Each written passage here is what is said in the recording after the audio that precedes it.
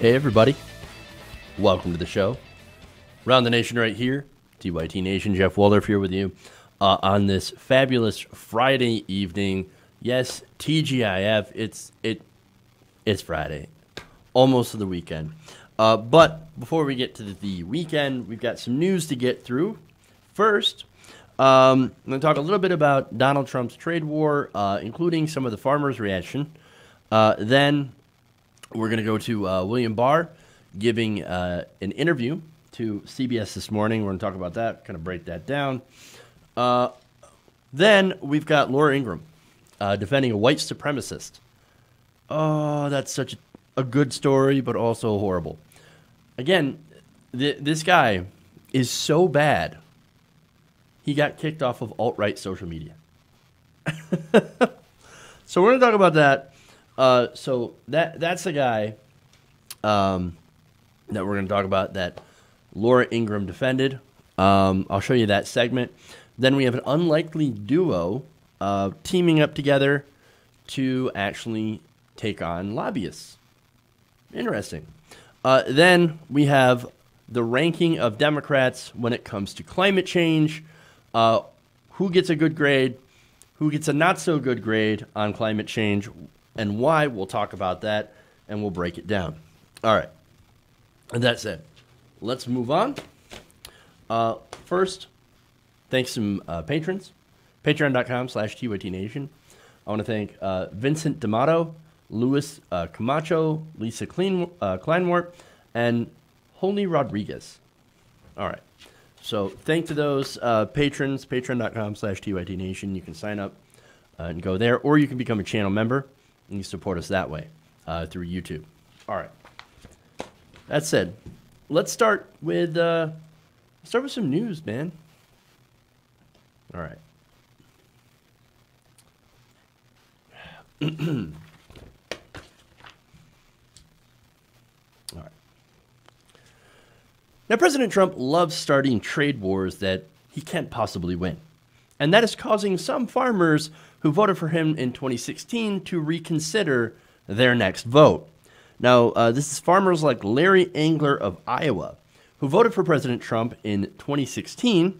He says because of this trade war, he does not plan to vote for Trump again because he'll be losing quite a bit of money thanks to the tariffs. Now, speaking to CNN for an interview aired on Wednesday, the Iowan said he expects his family will lose about $100,000 to $150,000 as a result of Donald Trump's trade war. Damn. So now when asked by the CNN correspondent if he voted for Trump, he said this, quote, "I did. I will never vote for him again." Damn. Now, other Iowan farmers interviewed by CNN also expressed frustration with the president, as well as some skepticism about his ability to improve the trade ties with China. Quote, "He'd better hurry up and start producing a little bit," said farmer Greg Beeman, "because this negotiation I'm seeing so far has not panned out at all." Robert Ewell told CNN that he has only been able to keep his farm afloat by working a second job as a truck driver. He said, quote, "This is survival at this point. I mean, for a lot of operations, it is a survival thing." He said he voted for Trump and now has some serious regrets. But wait, I thought trade wars were easy or fun and easy to win. I mean, look, that is unless, of course, you live in the real world and are actually impacted by this. What did you expect would happen if you put tariffs on China? Not what Trump says was going to happen. The Chinese aren't paying for it. You know who's paying for it? We are, and so are the farmers. And actually, taxpayers are getting hit twice. Not only is this an effective tax on us when we buy goods, but it's also, it also affects us more because then we have to also bail out the farmers. So that's a second tax. So that's what's going on here. I mean, what, did he expect that China would just give him everything that he wants? Well, actually, what did he want from China? I have no idea. He was talking about, we have a trade deficit with China, right? Okay, look, we have a trade deficit. Okay, so how do you solve it? Not by doing this. As for the other things that China does, like steals intellectual property, there are other ways to handle this stuff, right? There are other ways to address those issues. Those are really important. But doing tariffs, again, tariffs are a tax on American companies. Those American companies just end up passing the cost to the consumer. And in retaliation, of course, China ends up not buying goods anymore, which is in the case of soybeans. They bought around 90% of American soybeans were purchased by China. Now, they have no buyers. And of course, they also bought other products from American farmers, and now they're not, which ironically makes the trade deficit even bigger. So we've essentially raised taxes. I shouldn't say we, but President Trump and the Republicans have raised taxes on American consumers and actually drove the largest purchaser of American farm products, specifically soybeans, away. Way to go. Congratulations, dumbass. And now on top of the $12 billion that they have given already in bailouts last year, there will be an additional $16 billion in bailouts now going to large corporate farms. These are wealthy farms, right? They will be the largest beneficiary of this, not smaller mom and pop farms that you would think of, but large, wealthier farms who actually don't really even need these bailouts. They're the ones that'll get it. And for an example, I have Iowa Senator Chuck Grassley. According to a database compiled by the Environmental Working Group, Grassley's family farm has already received $1.6 million in government subsidies between the years of 1995 and 2017. Grassley's family farm has also applied for both the $12 billion in handouts last year and the upcoming $16 billion worth of handouts that will be coming this year. Chuck Grassley. We are bailing out Chuck Grassley's farm. You want to talk about socialism, right? He is not only a sitting senator making a Senate pay, right? $174,000 a year. But now we're also bailing out his farm to the tune of probably millions of dollars, or at least hundreds of thousands of dollars, because we've already bailed him out or given subsidies of over $1.5 million. I mean, come on, man. These wealthy farmers will end up receiving the most amount of money. And again, they don't necessarily need it. And the small mom and pop farms, of course, are going to end up not having that money. Now, to be fair, some of these farmers don't actually want this money. I've talked about that before. They just want to sell their products. But they can't do that if the idiot in chief keeps doing ridiculously dumb trade wars. And that's what's going on. And sadly, Trump has no plans in stopping because he has no idea what he's actually doing. Now, earlier this week, the president said this, and this is the thing. He keeps lying about this entire thing, right? So he's lying about who's actually paying the tariffs. He keeps saying China pays the tariffs. In fact, he says, quote, out of the billions of dollars that we're taking in from tariffs, a small portion of that will be going out to our farmers. That's the $16 billion, right? Thing is, we don't get money from tariffs. China is not paying us for those tariffs. That's coming out of our pocket. Economists, as well as people in the administration, former and current members, people like Larry Kudlow, right, are saying it's not China that's paying the tariffs. It's us. U.S. businesses and consumers are paying the tariffs that the president has implemented. The Chinese do not pay the tariffs. They just do not pay the tariffs. Nonetheless, Donald Trump has gone tariff crazy. He's now announced yesterday a new tariff on Mexico. Well, now, I wonder who's going to pay for that? Who's going to pay for that tariff? Not Mexico. No, just like his stupid wall, Americans are going to end up paying the price for his harebrained ideas. And of course, we will, as usual, get nothing out of it. Stable genius, indeed. All right. All right, moving on. Let's go to William Barr.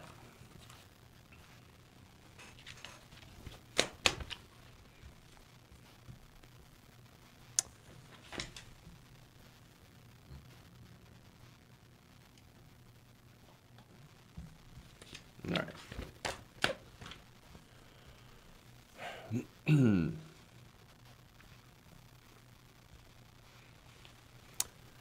Attorney General William Barr thinks that the Democrats have destroyed norms and institutions in their resistance of Donald Trump. Now, he said that during an interview with CBS this morning.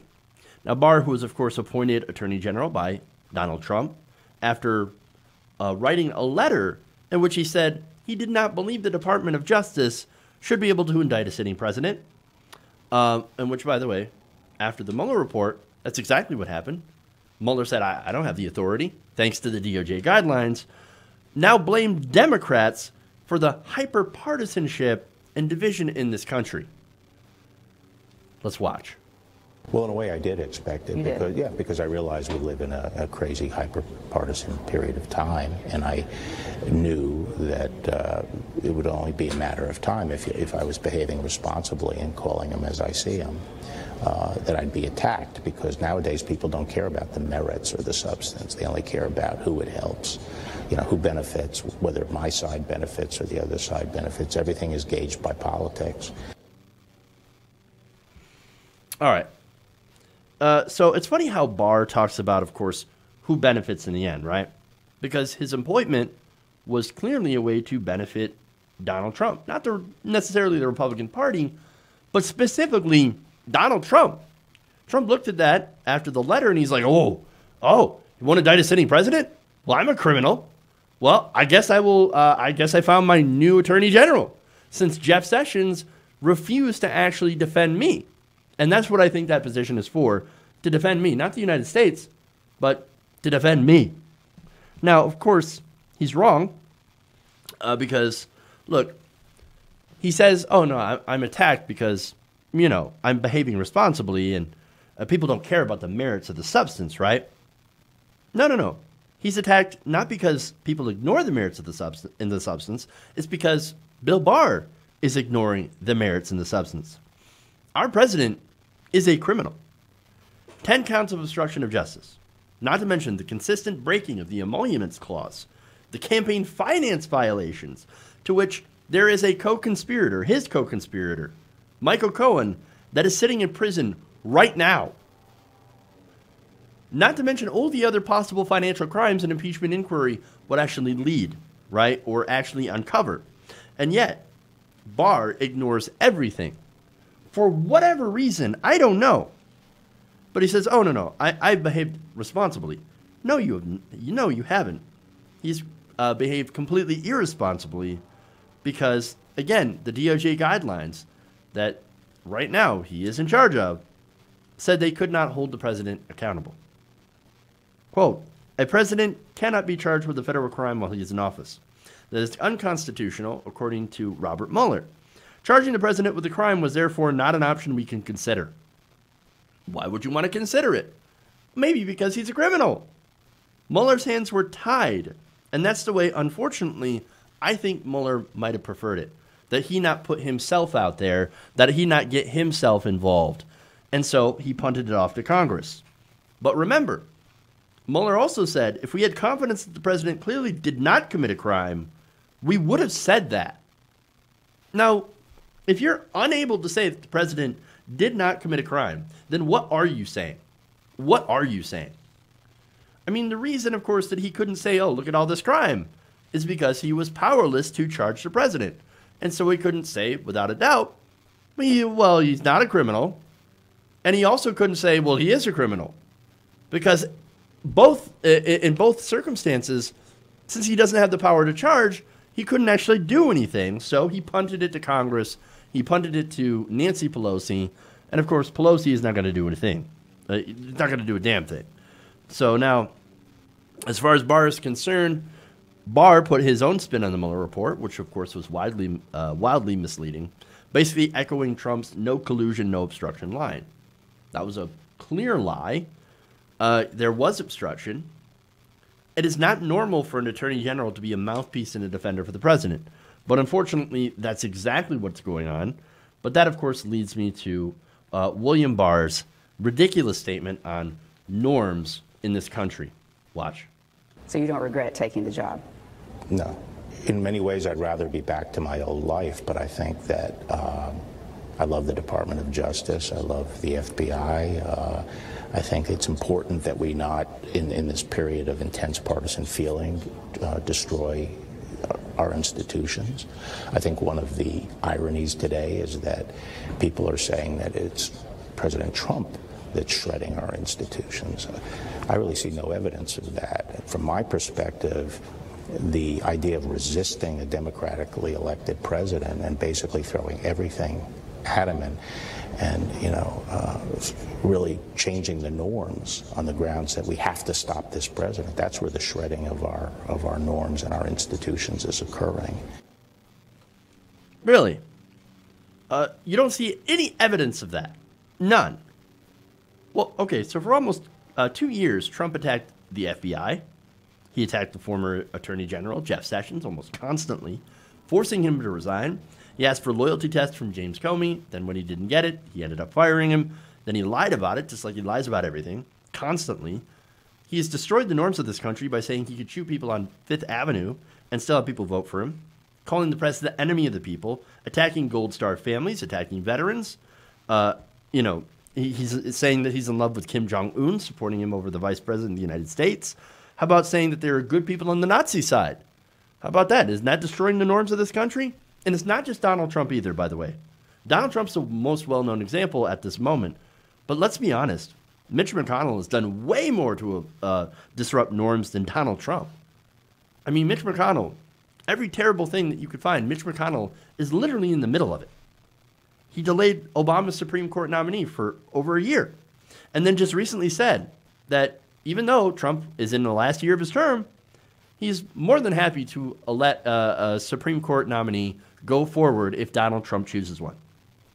There are two words that coincide with Mitch McConnell, and they are not turtle plus man, which those two also coincide with Mitch McConnell. But no, those two words are unprecedented obstruction.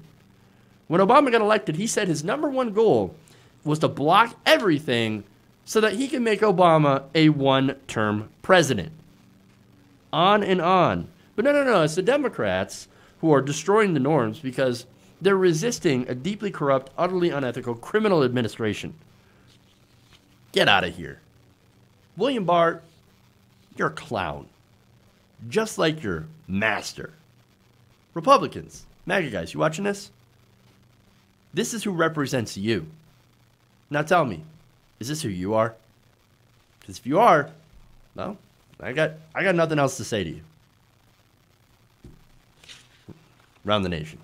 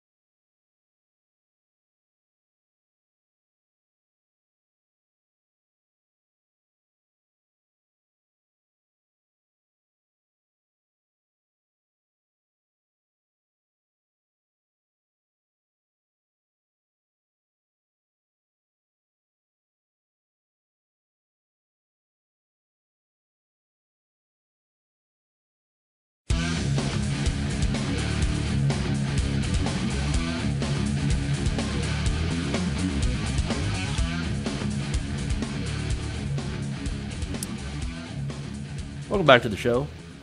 Around the Nation, right here. Jeff Waldorf here with you. You know what's funny? So working at home is kind of interesting. It's got its good sides and its downsides. One of the downsides is when your cat throws them in the studio. Just like casually flings out a hairball. That's always fun. Anyway, sorry to give you that image, guys. But it's just what happens. Kind of gross. But okay, anyway. Let's get to some fun comments here. First, let's go to Sarge Tech. It says Trump's not smart enough to read the Mueller report. It has to be in coloring book form. That's fun. Then we have non-member Brandon Mraz says, Illinois just legalized recreational marijuana, so that's really important.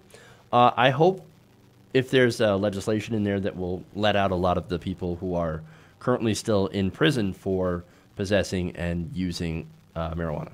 So that should be the next step in anything marijuana legislation related. So, but it's a great step. It's pretty awesome. All right, now let's see. Let's do some. What was it? Super chats here that I have. Jedi Mullet says, I have two responses for corporate Dems when they say keep our powder dry. One, your powder expired 40 years ago. Two, you can't have dry powder after you let the ship sink. It's probably one of the most frustrating things, like sayings that I've seen. Oh, no, we got to keep our powder dry. We can't go on the offensive against the Republicans. Got to keep our powder dry. What are you waiting for? My guess is they're waiting for something that's super politically popular and super easy to do that doesn't actually impact their donors whatsoever. Again, here's the thing about Nancy Pelosi. She raises so much money off of Donald Trump, off of Republicans. And so, you're going to take out Donald Trump? No, because that means taking out my cash supply. Not going to happen. It's super sad and super pathetic. But that's unfortunately what the Democratic Party right now. And finally, Jenna Miller also says there are 30 million flex fuel vehicles that run on E85. Regular fuel-injected vehicles can run up to 250% with no mods. Ethanol byproduct equals feed. So that's, of course, related to corn. And maybe instead of growing soybeans, maybe growing more corn, I think is the message that you're trying to send. Correct me if I'm wrong in the chat. And then, let's see. The Jinxana says, my cat's an effing a-hole. Moreland Call Amothar says, I have a cat with a sensitive stomach. Throws up all the time. Yeah. I let the cat out. So, unfortunately, you can't really see the cat right now. But okay. Anyway. Maybe another time. I know I've had Ron Placone on the show, and he's introduced his cat Lucy to everybody. And so that's always fun. All right. Anyway. So, we should probably move on. We got more stories here. Let's go to Laura Ingraham.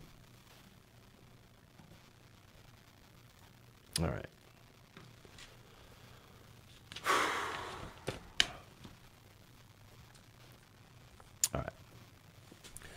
So Laura Ingraham is facing a lot of backlash for defending a well-known white supremacist. Now, in a recent episode of her show, she featured a man named Paul Nehlen in a graphic of prominent voices censored on social media. Now, I want to give you the introduction to that segment, and let's take a look, and we'll break it down. Far more nefarious at play. It centers around a video of Pelosi on Facebook. Oh, they're trying to bully social media, satirists, people with comedic flair, anyone put in a bad light that is a liberal. What's their goal? Their goal is to use Russian hacking threats and manipulation of social media as part of a larger effort to silence conservative voices ahead of the 2020 election. All right, so during the middle of that, she threw the video of Pelosi talking about the video that was made of her, where they basically intentionally slowed it down. They doctored it to make her look like she was drunk, right? So now she claims that video, oh, no, you don't understand. That was comedic flair. It's trying to make a parody. Well, wait a minute. That wasn't meant to be funny. I'm pretty sure it wasn't meant to be funny. It was slowed down, as I said, to make her appear like she was drunk or, she couldn't articulate a full sentence, which is hilarious because you don't have to doctor any video of Donald Trump to see that. So, not only that, but it wasn't even featured in a comedy show. You know where I saw it? Is when it was on Fox Business. And the people that were on the panel were talking about it as if it was 100% legitimate. Oh, Pelosi, she's just getting too old, man. Too old to lead the Democrats. I mean, look at her. She just can't even form a coherent sentence anymore. Seriously? It is clearly not meant to be a joke. Again, no commentary, nothing. And so it was a gross smear video. And look, I'm not a fan of Nancy Pelosi. I have a lot of criticisms of Nancy Pelosi. That is not one of them. Her speaking ability is not one of them. I actually do think she fights against progressive values more than she does anything. That's a legitimate issue.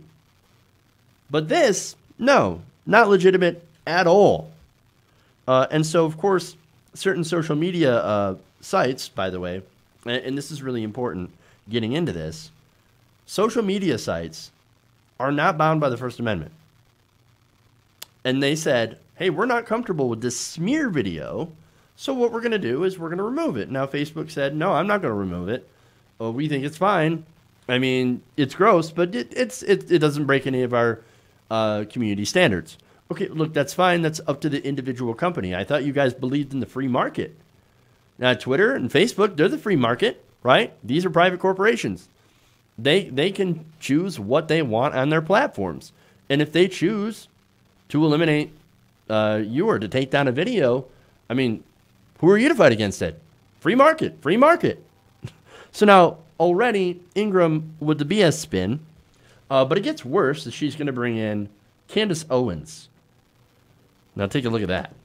This is wild. Now they're using the Russian interference as a pretext to be able to silence voices. Yeah, and it's bizarre. I just want to say first and foremost to Nancy Pelosi and Hillary Clinton, welcome to the internet, where things are doctored. There are memes. If you just do a fair search of my name, your name, Trump's name. They never do it to us, Candace. I mean, I can't believe the amount of noise that they're making over this is the way the internet works. This is the game of humor, of parody, and they've made a big deal out of this. But you're right. They're trying to create this narrative as if somehow this is the reason Hillary lost. She still has not gotten over the fact that Trump just ran a better campaign. And what they're ultimately doing here is they're undermining voters yet again, saying you aren't smart enough. They're meddling. Smart enough. They're meddling in the election. Exactly, and trying to silence conservatives. Here we go again. Projection. Okay. So now, but where's the question? The question here is, where's the parody? Where's the comedy? Again, I just pointed out how their Fox News literally tried to pass this off as a real thing until they came out 3 hours later and said, oh, right, literal fake news. Again, Lou Dobbs, you can watch that segment. As for censoring conservative voices, right? Whose voice was being censored when they removed that video? No commentary, no jokes, nothing. Just a doctored, heavily edited video of Nancy Pelosi. I don't know. Maybe I don't get conservative humor because they're not funny. But I don't know. Maybe that is humor to them. Maybe that was funny. But to normal people, regular people, that's not funny. Now, there are a couple of points that Candace makes, and this pains me to say, that maybe it was decent. Okay, maybe she made a decent point about that. And that, of course, goes to the Russian narrative, right? Now, the Democrats overused the Russian narrative to try to explain away Hillary Clinton's loss. Yes. I think that's fairly obvious. You don't have to be a conservative to notice that. Progressives have noticed that all along. And so that's a decent enough point. Has social media banned people for ridiculous reasons? Of course. Yes, they have banned people on the right. They've also banned people on the left for ridiculous reasons. But see, people like Candace Owens, the problem is they leave that out. Laura Ingraham leaves that out. You know why? It's because they want to be the victim. They want to talk about victimhood complex. Oh, no, we're the victims. We're the victims. It's the leftists. They're against us. They're trying to shut us down. when there are progressive accounts on social media that get banned and censored all the time. But it doesn't fit into their narrative, sadly. So now, YouTube channels, it's another good example. YouTube channels run by progressives. We have been hurt by the overreaction to extremist content that was found on YouTube. The story is, of course, advertisers, well, they find that, or old media, they go in and they scour YouTube channels with like even 5 subscribers and 40 views. But, you know, if it belongs to an extremist group or it's racist content or anything like that, they freak out. They tell the advertisers, and the advertisers pull out. And then you get demonetization. And look, our channel, ever since the whole Russia thing, right, is now no longer considered a trusted source on YouTube. And it's not just me, of course. I'm relatively small, but there are a ton of progressive channels that are not trusted. The only ones that are trusted now are, of course, mainstream media, CNN, MSNBC. Those channels on YouTube, those are the only ones that are considered trusted news. And so the reason that that's a problem is that you only get, of course, one perspective and one narrative. That's a corporate narrative. But that also limits reach for some of these channels. And so we've been affected quite a bit on the left.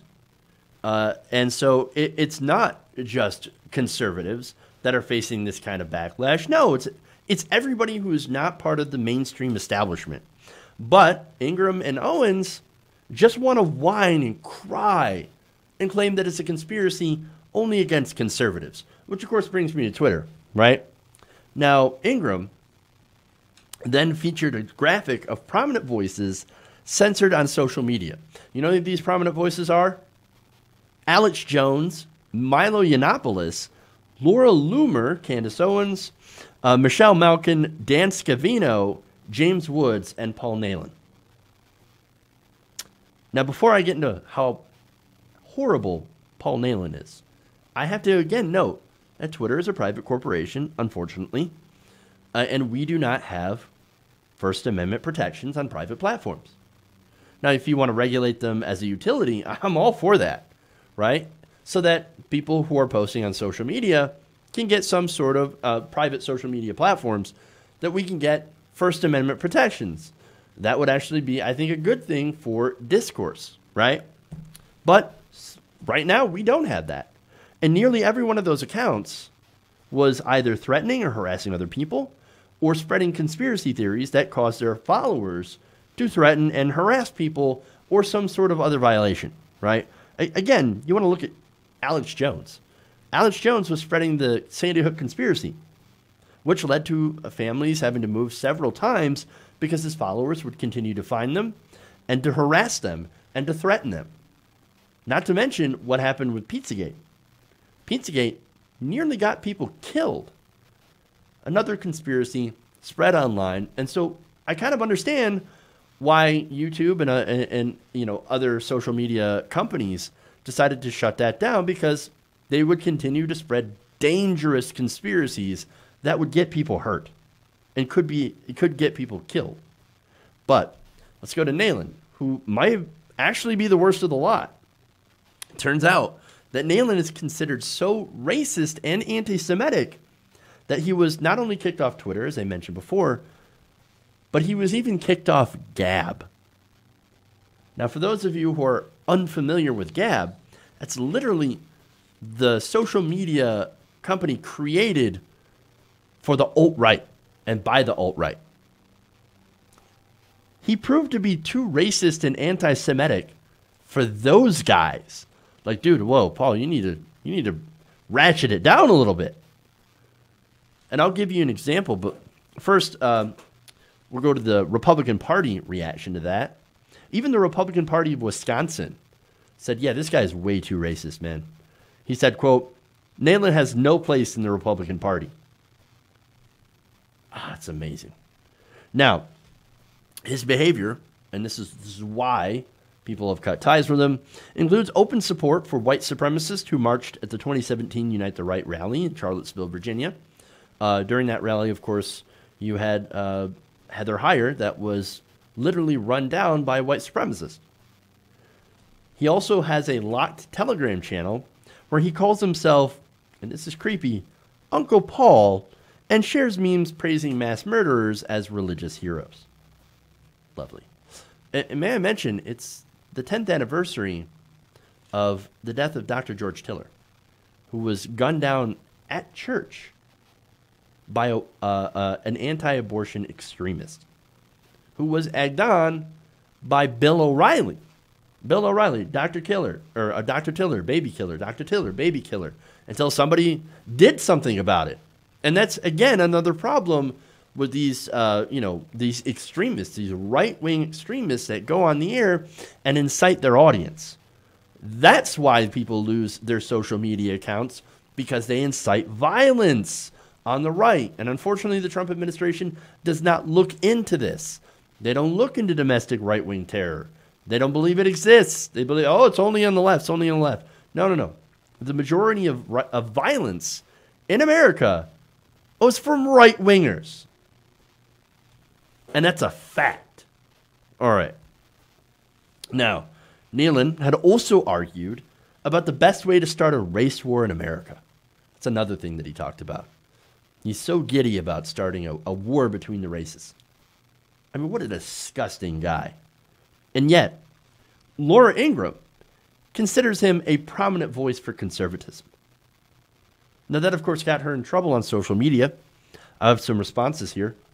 Will Sommer said, this is really stunning, even for Fox. Nealon is an open white supremacist who uses racial and anti-Semitic slurs. Ingraham describes him and others in this clip as people who believe in border enforcement, people who believe in national sovereignty. Eric Cunningham said, Paul Nealon was so crazy he got banned from Gab.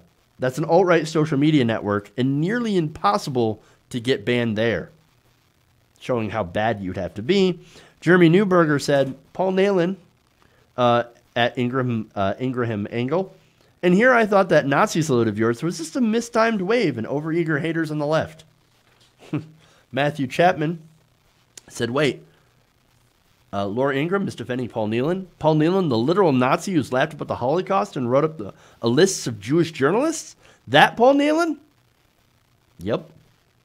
Andrew Lawrence says Laura Ingraham is defending every single one of these people right now as conservatives that have been silenced. GOP, y'all own every single one of these. And it's true. They do. Now, to show you that, Fox News even came out and defended the segment.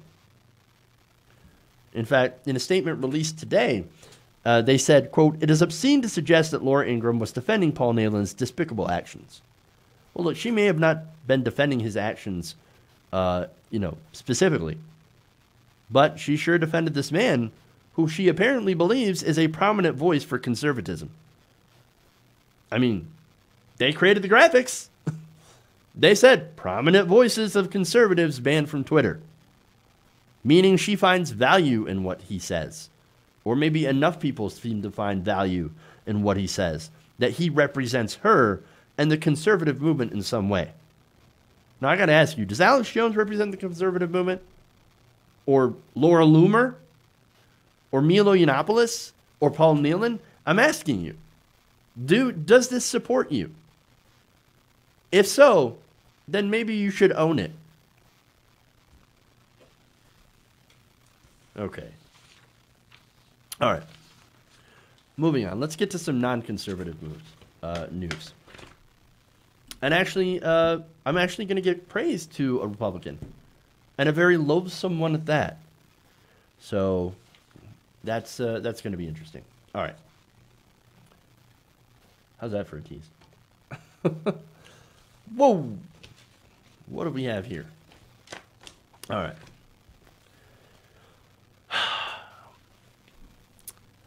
Now, if you thought the Infinity War saga was the most ambitious crossover of the decade, then AOC wants you to hold her beer. Because the progressive firebrand and freshman congresswoman has just agreed to team up on Twitter with the wax figure come to life known as Ted Cruz. Yes, they've apparently gotten together to work on a bill that would ban members of Congress from becoming corporate lobbyists after they leave office. Wow. Here we go. Now, The coming together apparently played out over Twitter after AOC tweeted on Thursday a statistic from Public Citizen. Now, Public Citizen is an ethics watchdog founded by Ralph Nader, and that specific statistic stated that nearly 60% of members of Congress eventually go on to become lobbyists. And she said, quote, "If you're a member of Congress plus leave, you shouldn't be allowed to turn right around and leverage your service for a lobbyist check." She added, "I don't think it should be legal at all to become a corporate lobbyist if you served in Congress. Or at minimum, there should be a long waiting period." Now, that's a good tweet. I covered that yesterday. Talked about that. I absolutely agree. I think lobbyists should be banned for life. Or people should be banned from life from becoming lobbyists after they have served in government. Because, look, you go into government, you should be there for public service, not to serve out your term and then go and get rich lobbying your former friends on Capitol Hill. That public service should not be a way to become a millionaire. And so that's one of the problems that's wrong with the system. Now, Ted Cruz responded about an hour and a half later, and he wrote, quote, "Here's something I don't say often. On this point, I agree with AOC." And then, of course, after that happened, I regrew all my hair while the world fell into the sun. Because it truly seems to be the end of days. Never would have thought. Now, Cruz added that he had long backed a lifetime lobbying ban for former members of Congress, and he tweeted this, quote, "The swamp would hate it, but perhaps a chance for some bipartisan cooperation." Look at that, man. Wow. What's not to like about this? Now, again, seeing an opportunity to stick it to corporate lobbyists, AOC responded with, "I'm down," but she laid out some conditions. She said, "So long as it's a clean bill, no poison pills, no snuck-in abortion bans, nothing shady," she said, quote, "just a straight, clean ban on members of Congress becoming paid lobbyists, then I'll co-lead the bill with you." Cruz's response, quote, "You're on." Here we go. To which I say, yes. Now, I love it because this is a bill that would reduce corruption, that revolving door, right? And that is actually, would be truly bipartisan. And look, there is no one I loathe more than Ted Cruz. And you guys know this. I take every opportunity I can to dunk on Ted Cruz because it is so easy and he is so loathsome. But you know what? I'm actually going to give him credit today. Now, to be fair, I want to see the piece of legislation. But then again, if AOC is down, and you know she's going to be looking carefully at this, then I think it might be a good piece of legislation. Oh, man. Which, of course, means the establishment is going to be massively against it because lobbying, as I said, according to that statistic, is over half of all former members of Congress become rich. So I think it's going to face stiff resistance unless, I think, we put a spotlight on it and shame politicians into reform. We've got to keep an eye on them. And so this is what political revolution partly means. First we make the changes, and then we have to watch. We have to make sure that the politicians are doing what we want them to do. And AOC has been pretty good so far. And so I do want to see, this is the kind of bipartisanship I want to see. Stuff that handles corruption. Do I trust Ted Cruz? Absolutely not. But I think if we pay attention and we look and we really kind of watch and see these politicians and what they do, then maybe we might just end up with a pretty good bill. And so I'm actually pretty hopeful. I'm actually pretty positive about this. And look, by the way, watching this, I think this is important. This is why, or what makes AOC's involvement so important. She has the spotlight. She draws that attention. And I don't think she'll settle for a terrible bill. I really don't.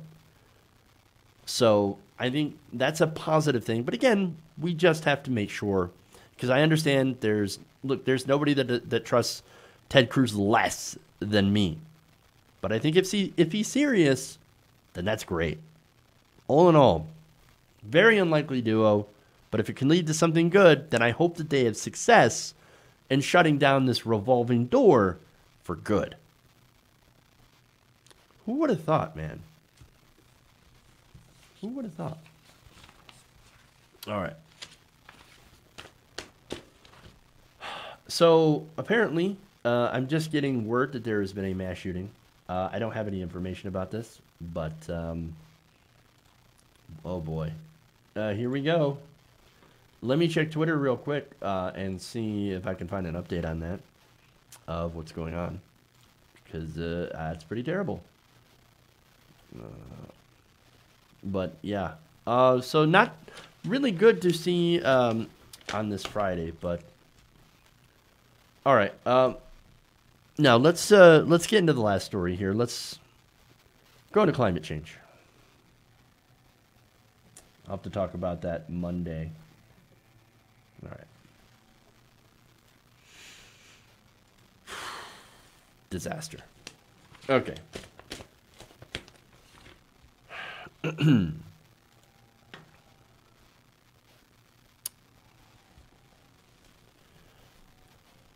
Now, the question of who will do the most to tackle climate change is a very important question for any 2020 candidate, especially since there's a lot of candidates 20 plus on the Democratic side. Now, the reason that it's so important is, of course, we've got around a decade, right, left to get our house in order and to prevent a climate catastrophe by the end of the century.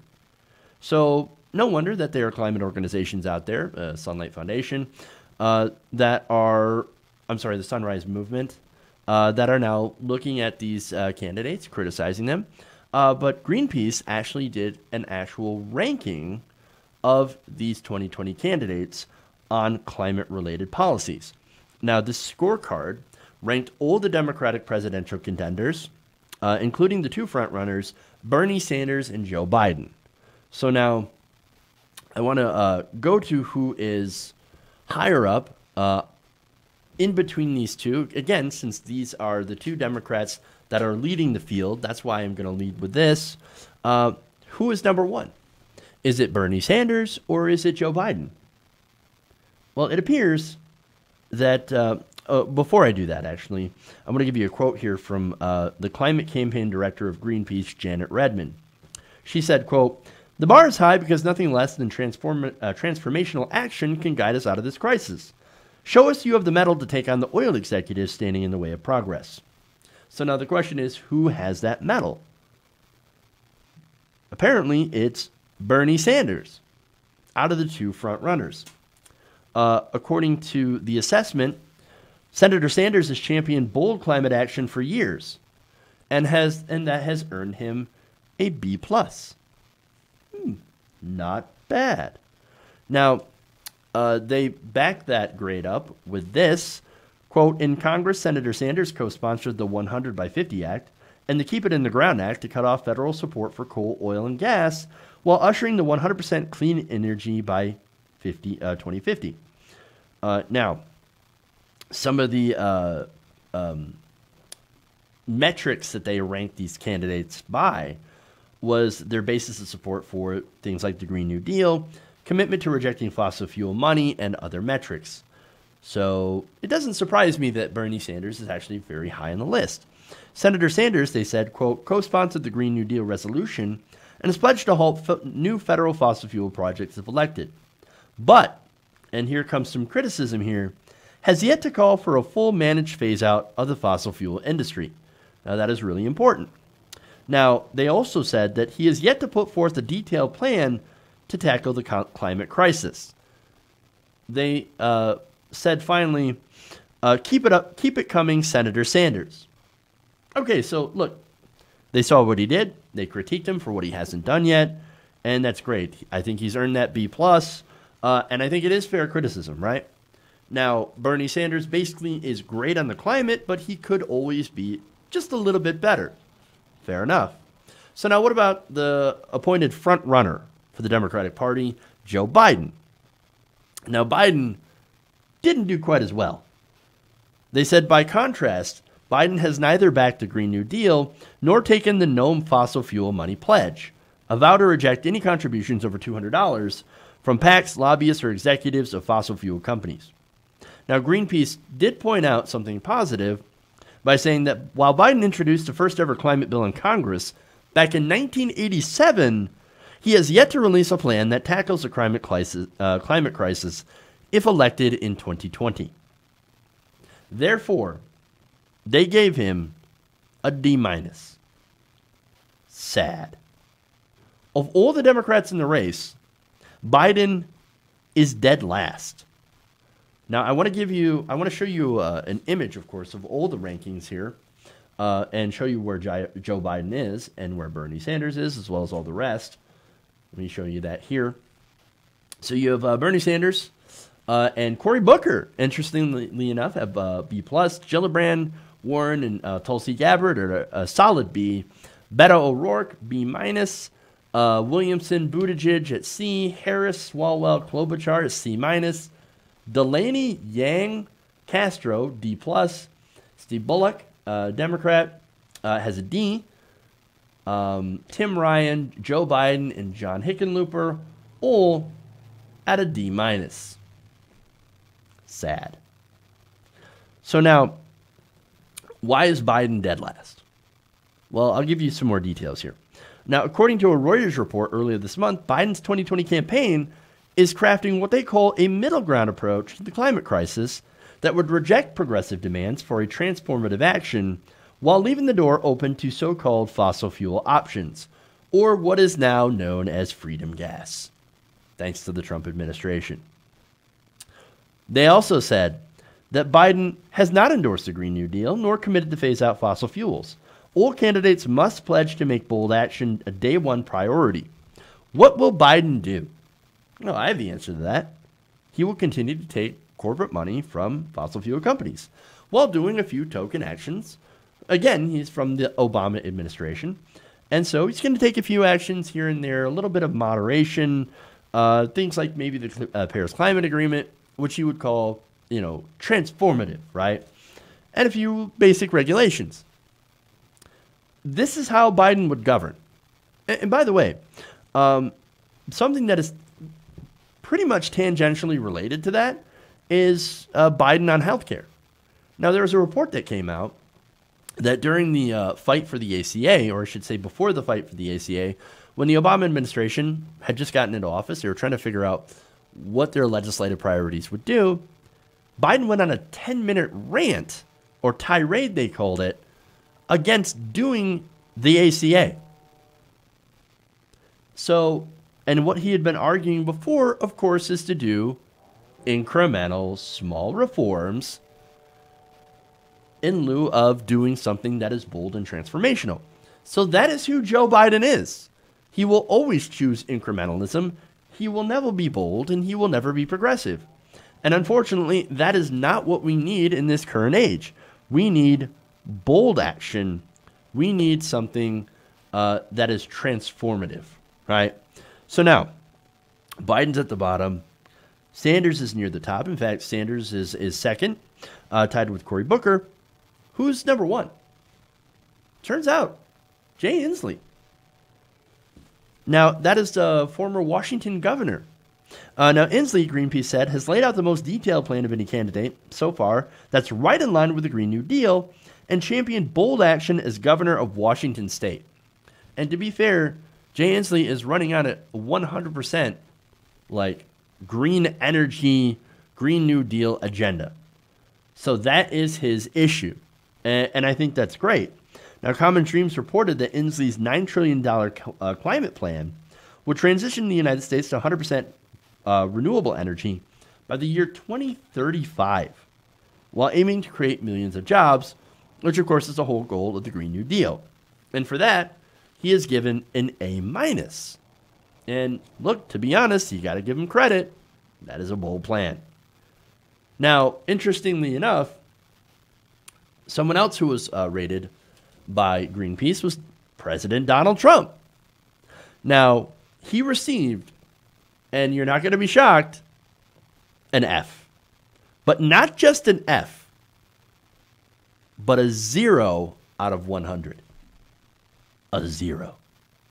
To be fair, I'm pretty sure Donald Trump saw a lot of Fs and zeros during his time in school. Let's be fair about that.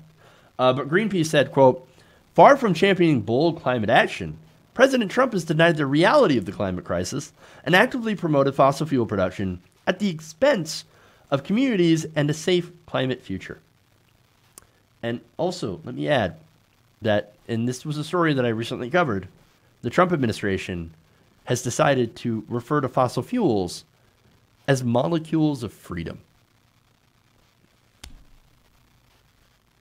To be fair, that was Rick Perry, but still, part of the Trump administration, and I'm sure Trump would go along with it as well. But if there were a lower score, I think Trump would probably get it. But seriously, though, that's not a surprise. But Biden's a Democrat. He's supposed to be better than that, right? No, he got a D+. So, I'm sorry, we don't have time for Uncle Joe and his middle-of-the-road crap. Or any of the other Democrats that are not for the Green New Deal. That is a litmus test. It has to be. We have to have a litmus test, and that has to be it. Now, in a statement, by the way, on Thursday, Redmond did stress that, quote, we are in a climate emergency. In 2020, true climate leadership means nothing less than saying yes to a Green New Deal and no to fossil fuels, in case that wasn't clear to you. And if you want the young vote, especially among progressives who actually do care to live in the future, you've got to support a Green New Deal. And the fact that Biden is not interested in any of that, it really does show you who he'd rather represent. Okay. That's it. That's all I got for you guys today. Thank you for going around the nation with me. Thank you for the super chats. Thank you for the comments. Please subscribe. Please check out our Patreon, patreon.com/TYTNation. Also, maybe look at becoming a member through our YouTube membership programs, too. That also helps us. Thank you, everybody. We're going to get out of here. Have a great weekend. We'll see you guys back on Monday. And remember, change begins with you. Good night, nation. See you on Monday.